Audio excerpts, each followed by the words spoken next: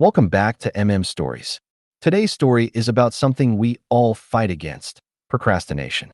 We've all had those moments: a big assignment, a project, or even a personal goal we know is important. Yet, instead of starting, we scroll our phones, binge a show, or promise ourselves we'll do it tomorrow. But what if procrastination isn't laziness, but a battle in disguise?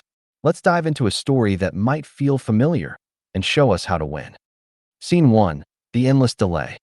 Ethan sat at his desk, staring at the glowing laptop screen. A half-finished essay blinked back at him.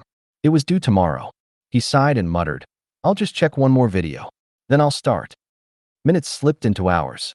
By midnight, Ethan had watched 5 funny clips, read random articles, and reorganized his desk drawers.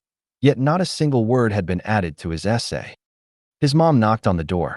"Ethan, don't stay up too late. You've got school tomorrow." "Yeah, I know," he replied quickly, forcing a smile. But inside, his chest tightened. He wasn't lazy, he just couldn't seem to start. Scene 2. The mountain of tasks. The next morning, Ethan dragged himself into class. Mr. Bennett, his teacher, announced, "Remember, essays are due at the end of this week. Don't wait until the last minute." Ethan's stomach sank. Not only did he have the essay, but also a science project, basketball practice, and his part-time job at the coffee shop. In his mind, the tasks piled higher and higher like a mountain.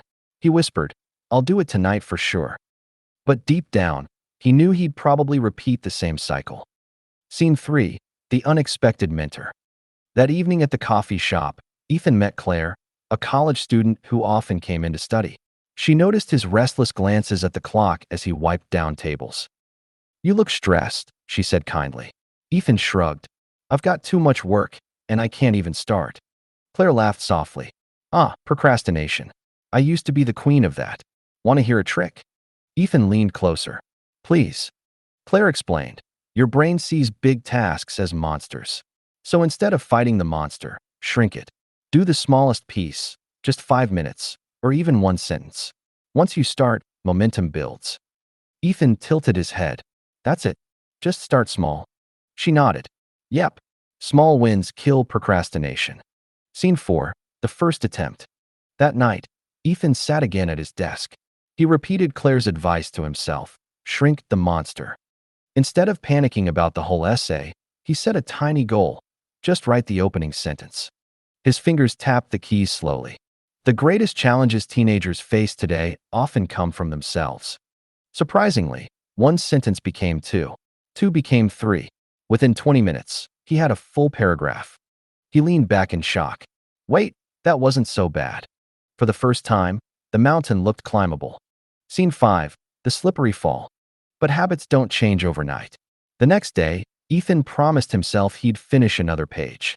Instead, he lost 2 hours scrolling through memes. By midnight, frustration hit again. He groaned. "Why do I keep messing this up?" His inner critic whispered, "See? You'll never change. You're just lazy." The failure stung, but deep down, he remembered Claire's words. "Shrink the monster. Even if I fall, I can try again." Scene 6. Building momentum. Over the next week, Ethan tested Claire's method. On Monday, he told himself, just open the file. Once open, he wrote 100 words. On Tuesday, he said, just 10 minutes. He ended up writing for 25. By Wednesday, he was surprised to find himself wanting to write. Each day felt easier than the last. The more he acted, the quieter his procrastination became. It wasn't about perfection anymore. It was about starting. Scene 7. The hidden enemy. One afternoon, Ethan sat with Claire at the coffee shop. "I think I'm getting better," he said proudly. "But some days I still slip." Claire nodded. "That's normal. Procrastination has a sneaky friend: perfectionism."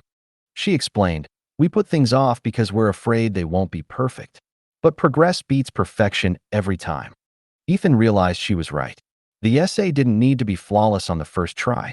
It just needed to exist. Editing could come later. That night, he gave himself permission to write badly at first. And strangely, that freedom unlocked his creativity. Scene 8. The race against time. 2 days before the essay deadline, Mr. Bennett announced a surprise. There will also be a class presentation. Same day as your essay submission. Gasps filled the room. Ethan felt panic rise, but instead of freezing, he remembered his new habit. He told himself, one small step, just outline the slides. An outline turned into half the presentation. By the next day, he had both the essay and the slides nearly complete. The old Ethan would have crumbled under pressure. The new Ethan leaned on momentum. Scene 9, the big day. On presentation day, Ethan stood at the front of the class. He glanced at his notes, heart pounding. But then he remembered. He wasn't here because of a last-minute scramble. He had prepared. Step by step, little by little, he had climbed the mountain. His voice grew steadier with each slide. By the end, his classmates even clapped. Mr. Bennett smiled. Excellent work, Ethan. You've improved a lot. Ethan grinned. Inside, he whispered, I finally beat procrastination. Scene 10, passing it on.